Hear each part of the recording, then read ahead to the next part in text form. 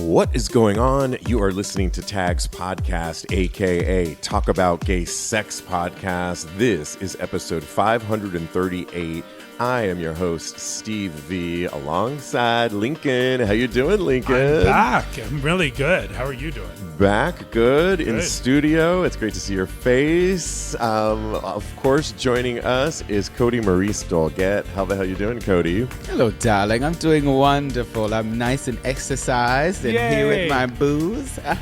Well, we had a lot of pain and pleasure. Yes. Pain and pleasure, which is the name of your class. It is. Thank you so much. You put us through the ringer, and it's a really good thing to take a class if you have a semi-hangover, if you went to the New York Eagle the night before.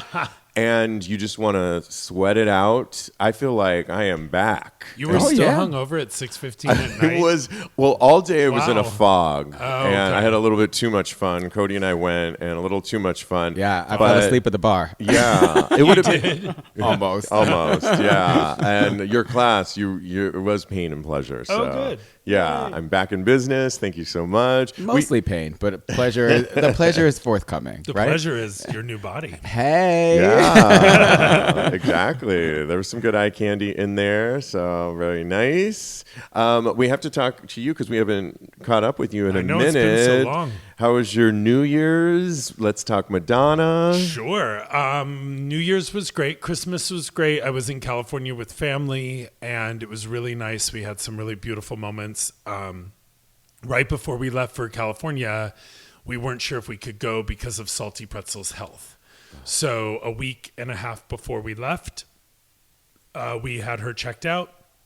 She got a clean bill of health to fly. You know, she's been through a lot, and she's 13 and a half now. Last Thanksgiving, the one before this past, we almost lost her. And then in the fall, we almost lost her twice to congestive heart disease.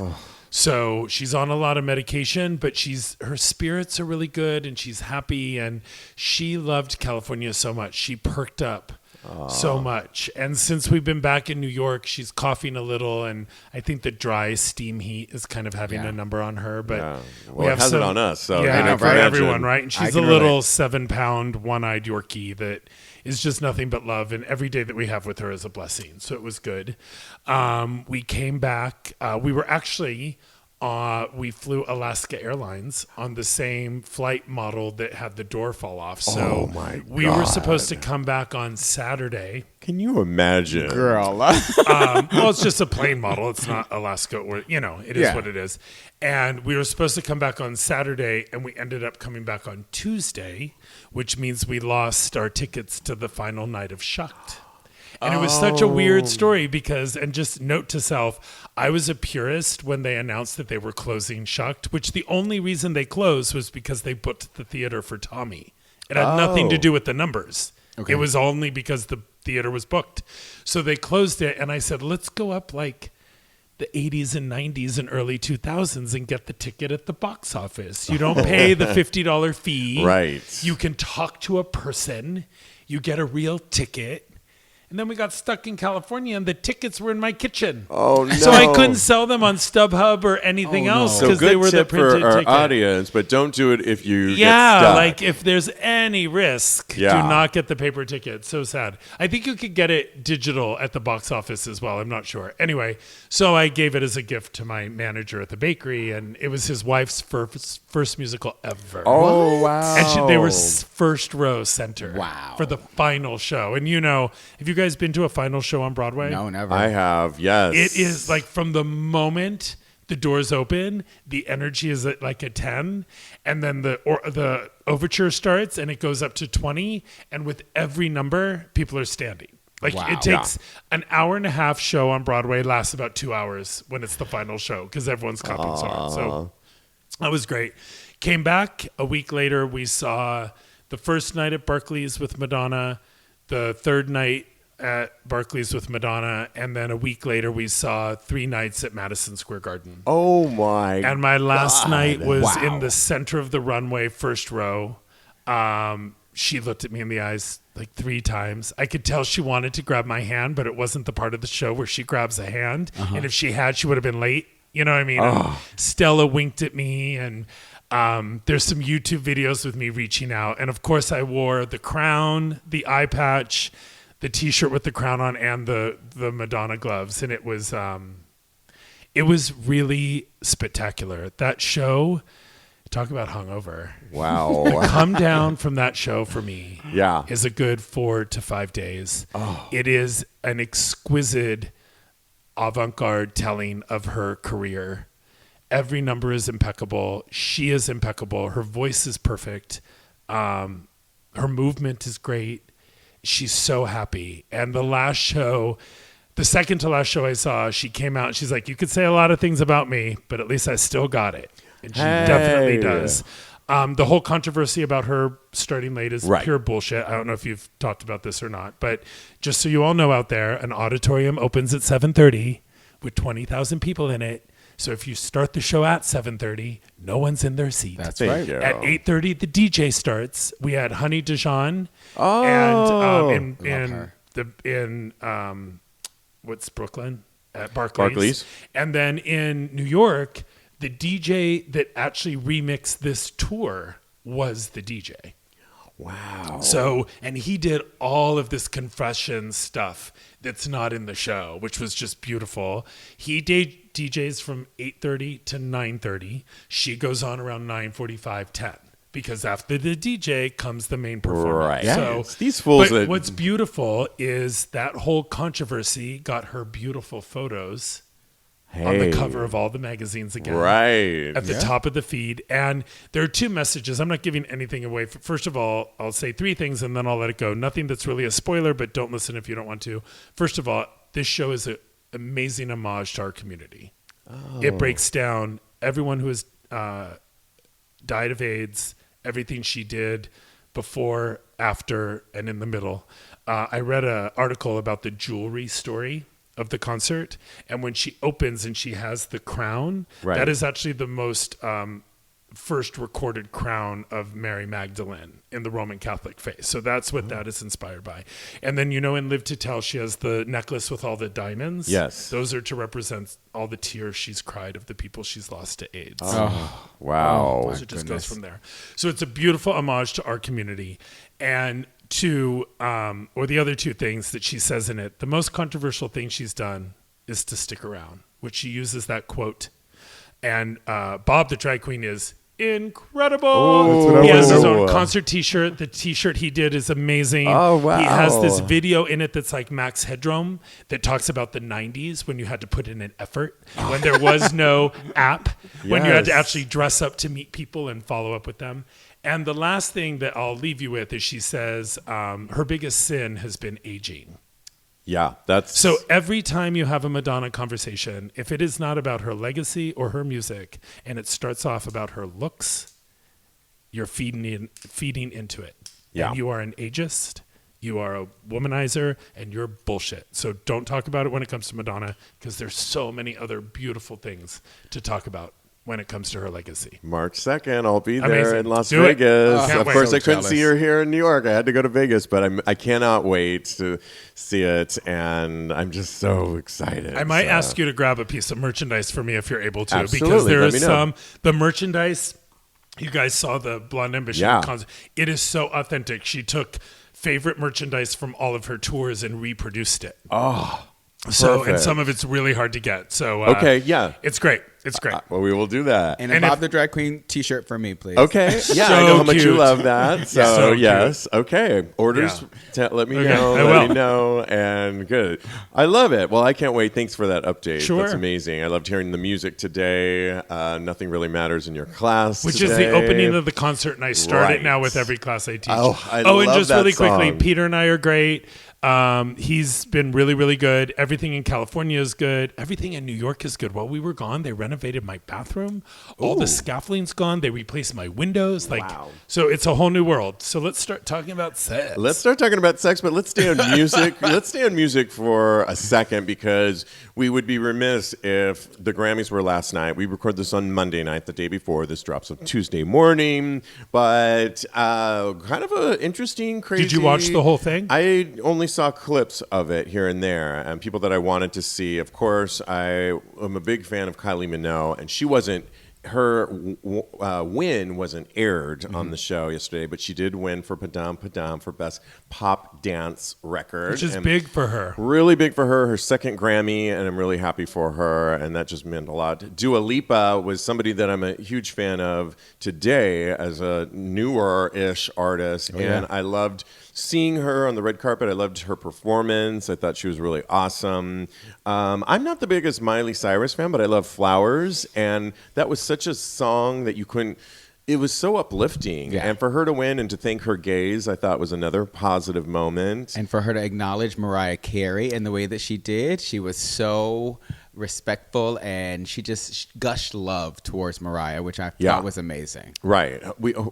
Tracy Chapman, and another That was an amazing moment. So great. Because I remember when the newer version of it came out last year, and I was like, wait, this is Tracy's song. Right. But how cool that he knew better to bring her on stage. She was really remarkable. Peter and I sat and watched it from beginning to end in real time. Oh, wow. We got up a lot, but I did think that the Tracy Chapman moment was one of the most authentic moments of the night. And I thought it was very sad that Kylie was not able to get up and be in front of an American audience winning that award. I know. And the fact that there were over 25 awards given, but they only gave 10 on air, I don't need that much from the host. Right. Put it back into the awards.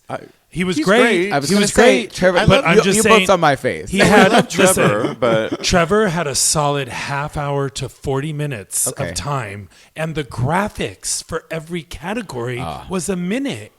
Like they did this whole. Wouldn't you rather see awards? Yeah, I'd rather, and I don't need to see Billy Joel sing another song, even though it's new. Even though it's new, but So it was just a little. I thought Annie Lennox was great, but I bet she was better in rehearsal than the actual show. Yeah, I feel like she was really very good. emotional during her performance. That's why she wasn't. I mean, maybe. I mean, listen, I will never knock Annie Lennox. Yeah. I'm Me not- either. She was I know. I love her. But she sang one word, and I was like, "Oh, that's my Annie Lennox. Let me get I to love the Annie TV." Lennox. I love So, Annie. Yeah. And Billie Eilish was amazing too. Did you see her I performance? did, and I'm not the biggest fan, but I thought great. Can I give Go, tell me. wonderful feedback on Billie Eilish? Just notice this the next time you watch her perform. She closes her eyes whenever she sings, which I find very selfish when performers close their eyes because they're not out to the audience, they're inward. Okay. She closes her eyes, and the moment she opens her eyes, she's nowhere near the song. She's always like, hee hee hee, ha ha ha, ha ha ha. She never, it's like Adele. Adele is like singing this beautiful ballad, and then she's like, so how you doing in the kitchen, honey? It's like, you had my heart in your hands, and you're not even connected to what you're singing. I see what you're so saying. when you watch that Barbie performance, which she looked amazing, she could have worked on where she put the sunglasses. It's okay. But the moment she opened her eyes, she was like, yeah. Because Stay in the but I'm Madonna trained, so stay in the moment. And same with winning the award. Oh my God, I never expected it. Oh my God. How many awards has she won? right. I'm not quite Stand sure. up there and say several. something powerful for people, women, Barbie, the industry, young girls, I don't care, but just I don't. Can we talk about it's another weird. weird snub moment that we all know we're talking about? Taylor Swift when she won Best Album of the Year. I just suppressed the boo. Sorry. Go ahead. That Celine Dion. I'm not even the biggest Celine Dion fan, but I recognize you're at the Grammys, of music, and it's like seriously, you can't even look her in the face. Yeah. It was weird and cringy and odd to me. And this is somebody that's won several awards before. So it's what? All right. What did you think, Kodi? So Miss Taylor, first of all, I don't even want to put this into the atmosphere because good for her for winning. I don't see it for her. I don't see it for Midnights. It's a good song. I don't either, I but think that there are other people that were more deserving to win for Album of the Year. But she won. But she did win, and good for her. Yeah. And no, not good for her. But the fact that she snubbed Celine on the stage was the utmost disrespect because I get that she's kind of excited and it was her 4th album of the year that she won, but Celine Dion is an icon and I live for Celine Dion. Her voice is, Taylor couldn't dream of that voice. Right. Okay? So Celine Dion is she's infirmed right now. Her just coming out of the house and being there to give that award to Taylor Swift is a moment. And she should have done like Miley did and given Celine her flowers while she's still there. And to me, it was a complete disrespect, and I can't deal. Okay, so I'm going to blow your mind. No, go ahead. But I don't know if it's true or not. So let me just say I don't know if this is true or not. I completely agree with you. I watched it in the moment, and I text my friend Bob, who is a huge, like, Celine is to Bob that Madonna is to me, and I thought Celine looked amazing, and the fact that her health has been so bad, and people are like, she can't walk, she can't talk, she can't do anything.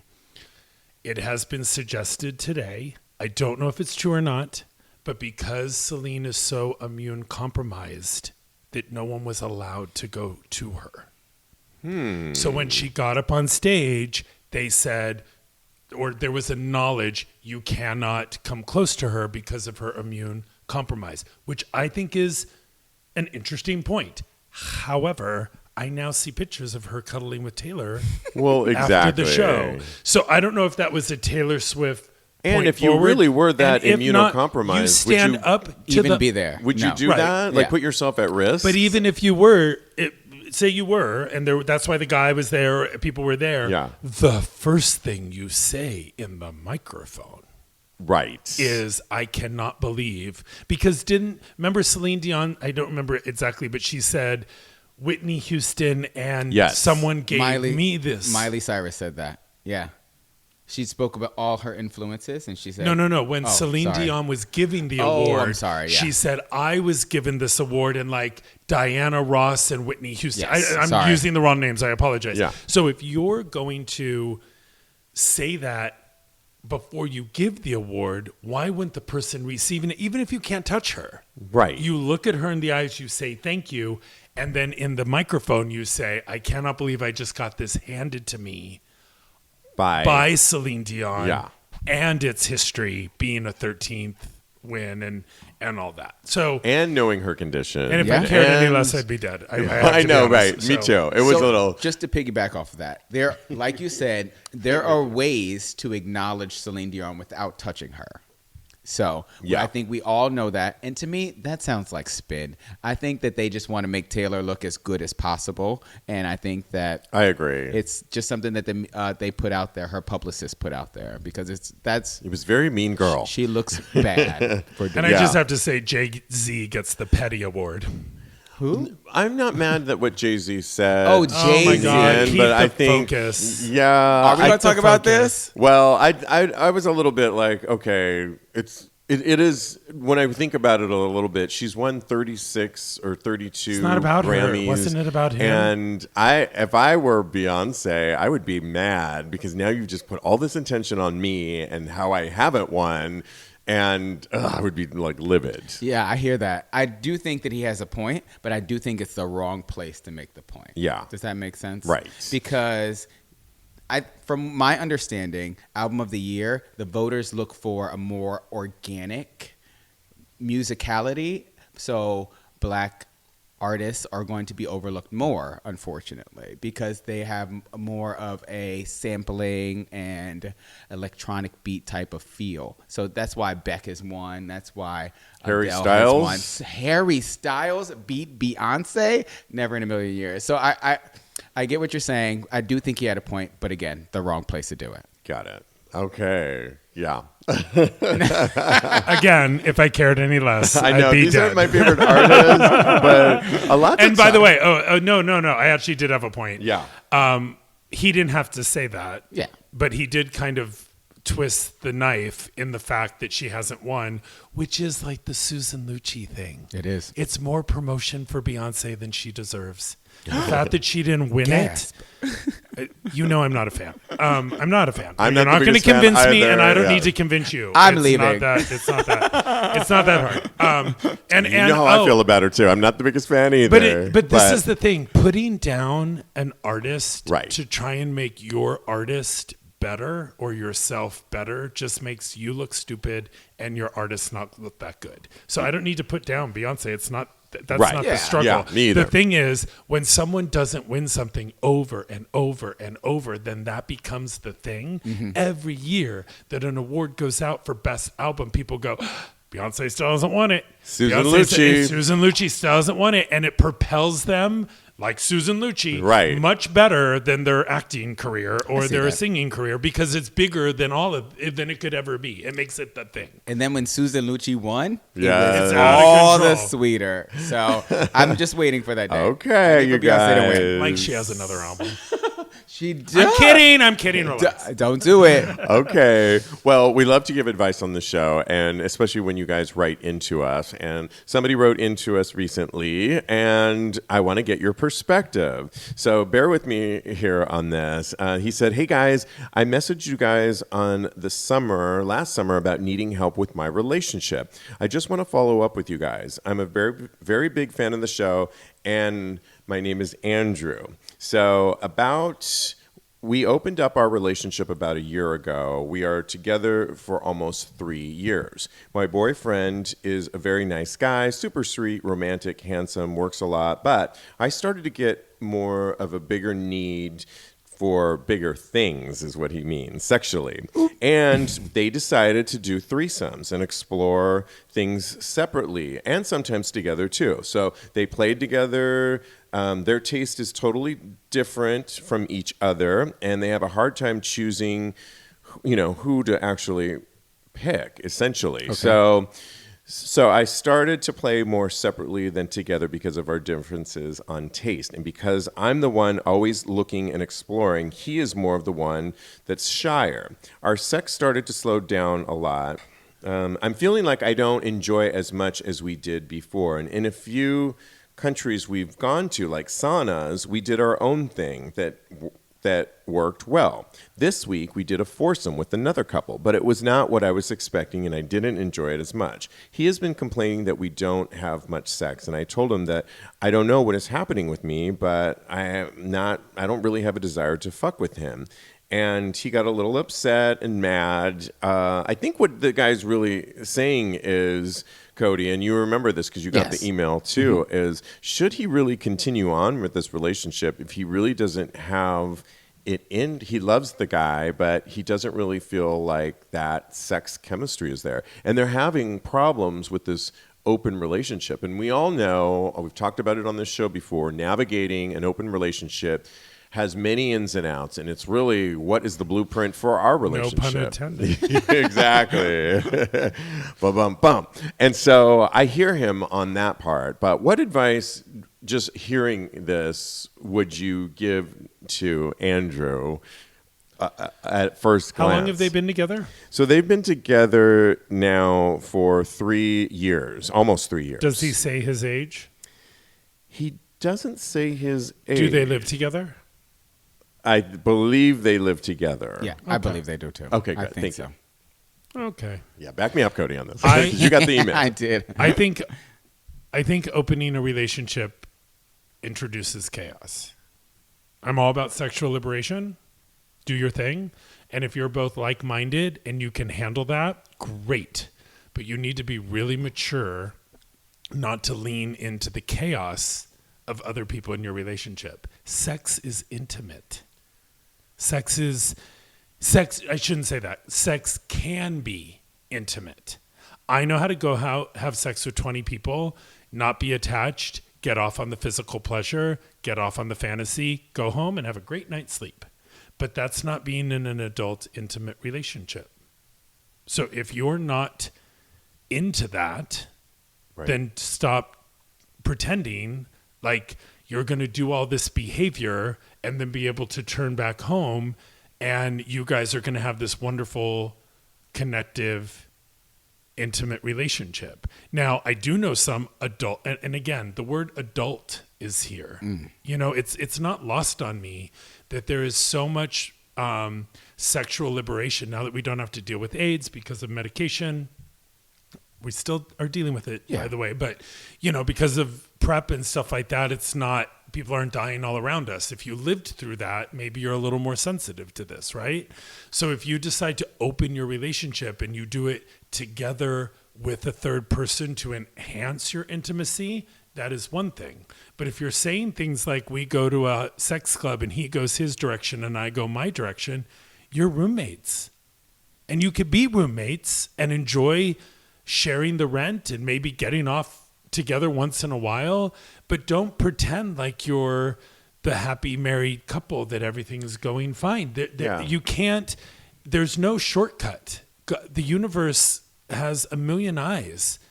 Everything you do comes back to you. And if you're getting all of your jollies off without that person, then that person symbolizes everything that doesn't get you off. How do you expect intimacy from it? It's unfair. I kind of agree with you. So almost maybe he should consider the breakup. And the one thing that I left out in here that I was just rereading right now, Kodi, was that he mentions that he has lost a little bit of interest in his boyfriend because the boyfriend has put on some pounds.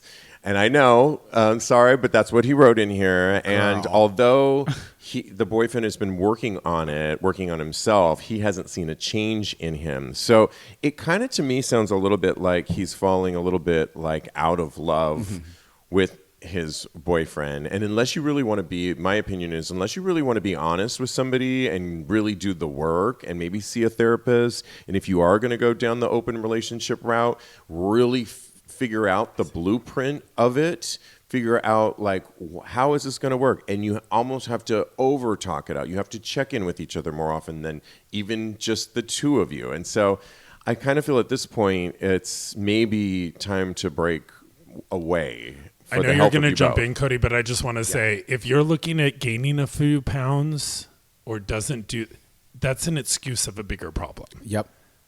Gaining a few pounds, you either love someone or you don't. Oh, that's exactly what I was going to say. I'm so sorry. I didn't mean to share that. But I just smacked you, by the way. And the truth is, though, I mean, we can all walk down saying we're body positive. It doesn't matter. When the hottest guy in the world walks by you at the gym, you still have an instant boner and everyone else falls away. So there is a power to that. I'm not saying that's untrue.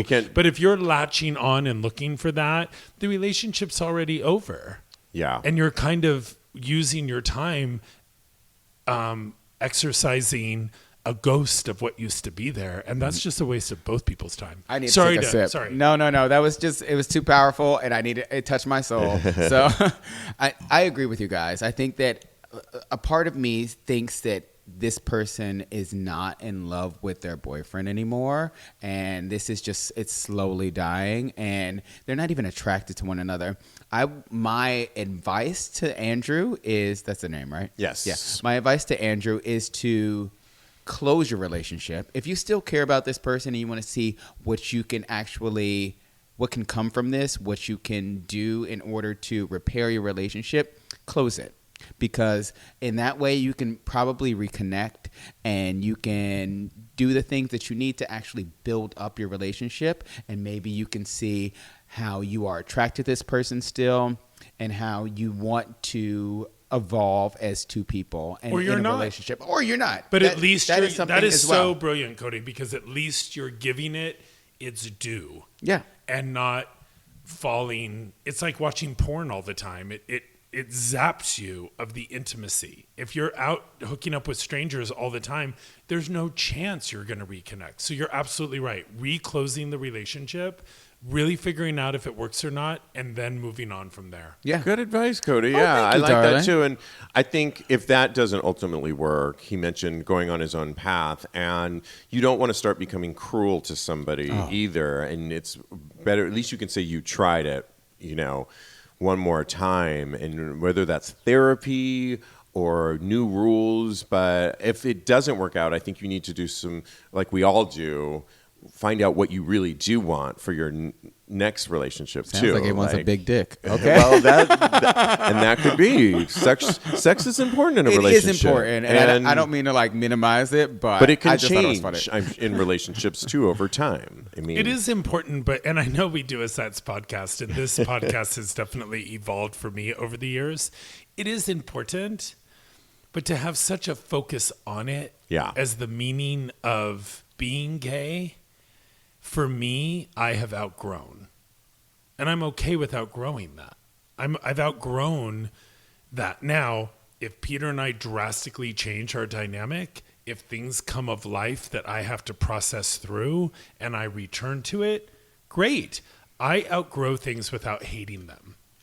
Right. And I will continue to outgrow things without hating them because there's so much weird hatred in our world, especially in our community. I do not think that there is not, I think that there's such a connection between the lack, everyone sleeping with everyone, or our drug problem in our community, and everyone being so disposable on apps or in a steam room or in a, there's going to be someone hotter coming along. And then we walk around going, what happened to our community? Why isn't there a community center? Why don't we all come along and play badminton?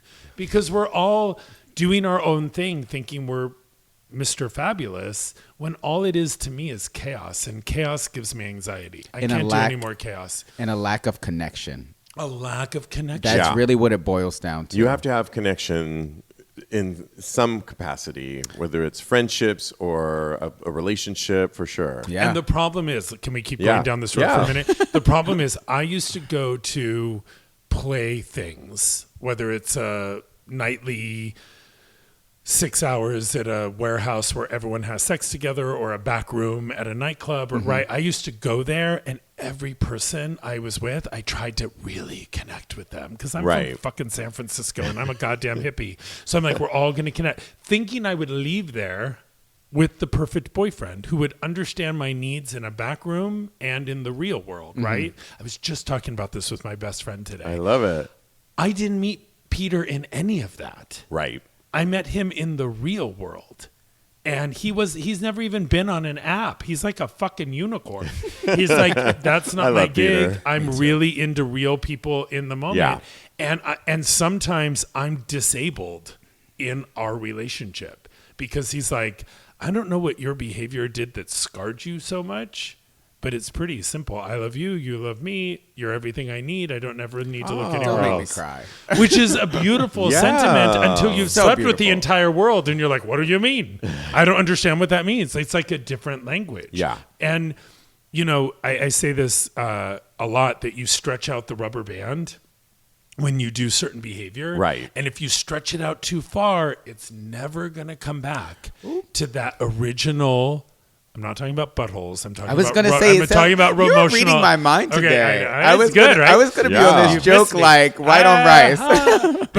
But I do think, and this is a new analogy, and I'll tell you another one that's really relationship good. I do think that with the right conversations and the right therapy, you can have a new rubber band. In a relationship. Everything's repairable, and you can renew. I don't know if it's hard though. Well, it's hard. Both parties. It's hard. Well, if it's yourself, you have to be committed. If it's a relationship, you both have to want to, and it takes a lot of work. And so it's no easy feat by any means. But I think if you both want something, and if you want anything in this world, if you're diligent about it and you work hard, you can achieve it. But when you're talking about two people, it's even that much more challenging, I think. The only thing I want to say about that is you achieve it, but you might not achieve it the way you think you will. And you have to be open to that. That's the problem. Yeah. Right? Because when people say, I just won a Grammy and I'm living proof that if you work hard, you can win a Grammy too. Actually, fuck you. I'm not going to win a Grammy. I've worked hard in my ways, and I haven't gotten the awards I thought I was going to get. I can get you a Grammy. But I can... Really, Beyonce? Oh, yeah. On Canal Street. Where are you putting that Grammy? Wait a minute. Go to Celine Dion's house and steal all her Grammys. No, I will not. I love Celine Dion. I could get you a watch. I could get you. Which, by the way, did you... We're totally changing the subject, but are you a Celine Dion? I live for Celine. I am not, but I respect her. Listen to her French There were albums. nights when the wind was so cruel. No, I love all of her American work. It's fine. But her first French album, I don't understand a fucking word she said, but every song is just poetry in your ears. And at the radio station in the early 90s, we played one of her early American albums, and we played like an R&B track that I loved her then. Amazing. I loved it then. Amazing. I love Celine. Amazing. Her voice. Okay, I don't want right. Yeah. And when all else fails in your relationship and you're all distressed, listen to music. Listen to Celine Dion. Yeah. Absolutely. Or Madonna. or Madonna. Well, we love it when you write in, but we also love it when we meet you out in person. And last night at the New York Eagle, I met somebody. I guess you weren't with me at the time. Was I asleep? Was I Don't drunk? know. I don't know. You were getting tired, though. I remember that. But he says, "Hi, Steve. This is CH. It was a pleasure to meet you last night at the Eagle. Sorry about the longest text. I just wanted to say how much I've enjoyed Tags the past few years and how much it's meant to me personally. I started listening the summer before COVID and have caught every episode since. And in 2020, I was supposed to move to New York, but the pandemic and my mother's stroke and passing delayed this for a year. Aww. My mom was ill around the same time as Lincoln's mother. Tags was a weekly reminder that sex and NYC were both real and existed. Since moving, I tried many places that you've mentioned, and I'm having a great time. Keep up the amazing work. I'm going to catch up with Of a Certain Age this week, and good luck with your own. I have an OnlyFans, so I have good luck with that. I hope that you and Kodi and Lincoln and Jeremy will let. Well, he wants to buy us a drink when he sees us out next. And so, Stop by the bakery. Yes, stop by and say hi. The Protein Bakery on 19th Street between 6th and 7th Avenue, closer to 7th. Stop by and say hi. Yeah. You guys. That's so great. I love that. Yes, I thought that was really great. And I'm sure you can relate to a mother and her passing. Yeah, I wonder, how's his mother doing now? Yeah, well, I think my mom was ill around the same time as Lincoln's mother. So, stroke. yeah. So I hope she's still with us. I If do she's too. not, Yeah. my condolences, but if she is, I hope you still spend as much time with her as possible. yes, thank you, CH. That was really a pleasure meeting you last night out and about. And okay, well, we have to talk about a couple of hot topics that came about. And one was in Seattle, of all places, which seems so liberal there. But apparently, over the last couple of weeks, there were some raids in several gay bars citing lewd acts. And Washington State, the community is a little bit outraged after a string of inspections over the weekend, including LGBTQ plus establishments that were more on the BDSM style. So the Seattle Eagle and the Cuff Complex are the two. And they were subjected to what owners describe as raids, resulting in lewd conduct. Mainly, the patrons were wearing jockstraps and things we see here at our New York Eagle. Or maybe they didn't have their shirt on. And that's always been a part of our community. But Washington is saying it's actually the State Liquor and Cannabis Board that said you're not allowed to have shirtless people in these bars. And that's probably been a law here in our own city here for years. But do they really enforce it? So does it seem to you, I guess the verdict is really out now, is do you think that they were raids citing our community and don't they have anything better to do? Or do you actually think that they have a point and lewd acts is really not allowed in some of our bars? Lincoln, what do you say? Well, it depends on the law of the area that you're in. I mean, I saw that this is in Capitol Hill, which is the gay area, but if it's still, go to... I really want to go to Seattle, by the way. Have you been there? Yeah, I opened a gym there with David. Oh, wow. If you go to Asbury Park, I don't know if it's still this way, in New Jersey, right. There's a gay area, but like all of a sudden at 10 p.m. you can't buy liquor. Right. Until Monday if it's a Saturday night. Like I think you can't buy liquor on Sundays. Yeah. Or something. And these laws might be archaic, they might be wrong, but if they're on the books and there's something going on, I'm not saying it's right. I'm just saying if the law is on the books for that area, you have to stick with the law. And if it hasn't been enforced in a long time and there's a bigger issue going on, you need to change it in the legislation, not in whining about it after someone takes the law and applies it.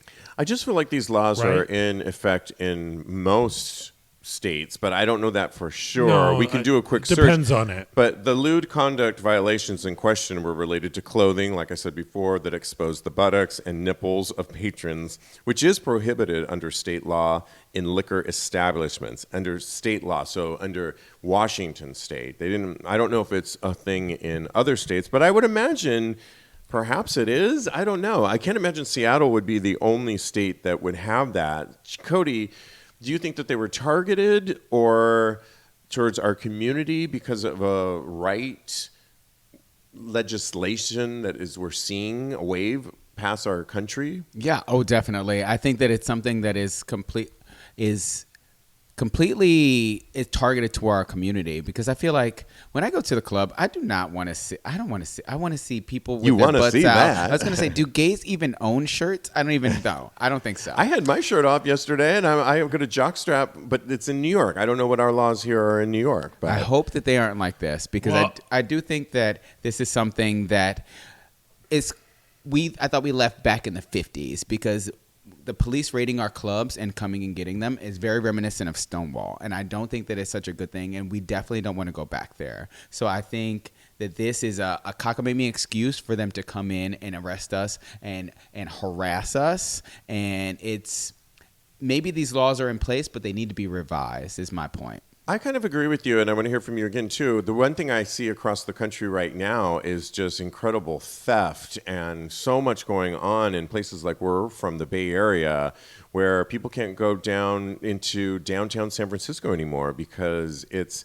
there's drugs rampant, there's all kinds of things happening in major cities. D.C., I was just watching on the news earlier today, downtown D.C. is having all these crime waves of people stealing women's purses and phones. I was out at the Monster on Friday night, and a guy literally left his group of friends. I saw him leave, and he was FaceTiming with his mom, only to have somebody grab his phone and take it from him, and laughed at his mom that the guy was talking to, and now had access to his phone. I just think there's way more bigger fish to fry right now than going into a gay bar and making havoc to our community. It's a lot to unpack there. Oh, yeah. We just hit the entire gamut. First of all, if there's a law in the books and there's something going on in that gay club, they're using the law to get what they want. So it is what it is. It's still a law on the books, and you have to fight it through legislation, not by saying, but I can take my shirt off in New York City. They're not relatable. There was an article on NPR that I listened to that really engaged me, because it said all these people that don't live in the major cities, like outside of San Francisco, the entire Bay Area is watching the nightly news of one guy breaking into one Walgreens, or 10 people breaking into a Walgreens, and then the word on the street is, you can't walk down San Francisco Street. San Francisco is fine. Go visit San Francisco. Buy your flight right now. Stay in the Castro. Stay in Noe Valley. Stay. If you're in the Tenderloin, as it has always been, South of Market, it's too. Fine. South of Market, San Francisco Center. I opened San Francisco Center. It's completely shutting down, but that is not the focus. 90% of San Francisco is doing just fine. It's the scared people in the suburbs. Media? Yeah, the scared people in the suburbs are getting more scared by watching the local news that only shows black people, which is the only way these people see black people, on the news stealing tampons at Walgreens. And all of a sudden, that's what all black people do.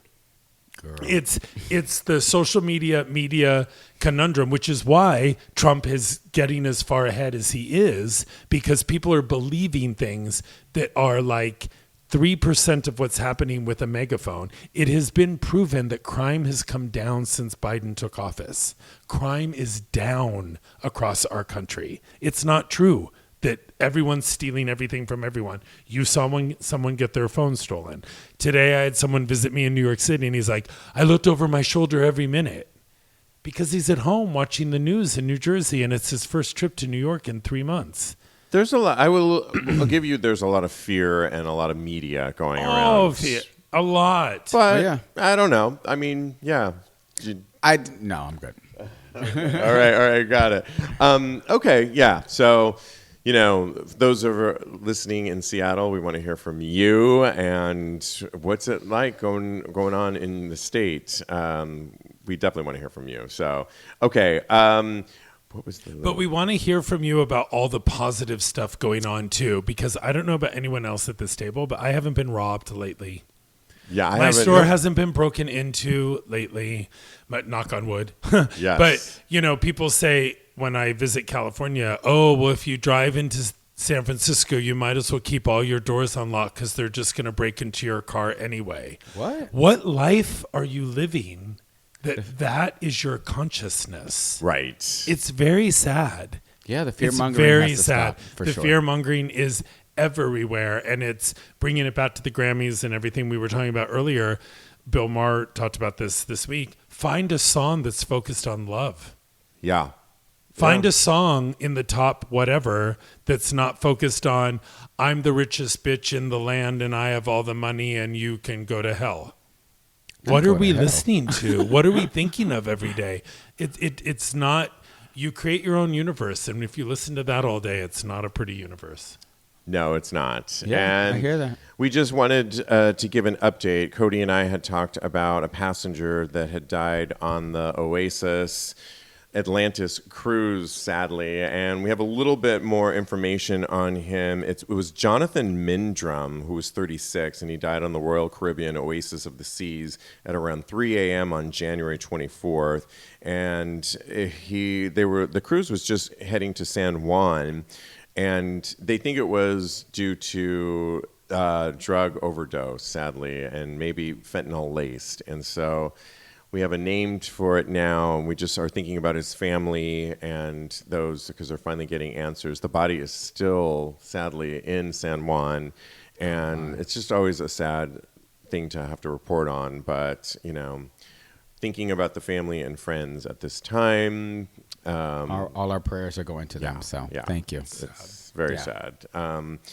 Well, I think we are up to our time here, and you can always follow my co-host. You can follow Lincoln at Protein Bakery on Instagram, at Protein Bakery, and visit the store on 19th Street between 6th and 7th, closer to 7th. You got it. Also, follow him on Instagram, his personal account, at Mad Lincoln. I'm assuming we'll see some Madonna in there. Yeah, there is some on my live story. There is. I was very close the last time, so I need to put some on permanent post. Please. But I'll get there. Yes. Send them to me, too. Okay.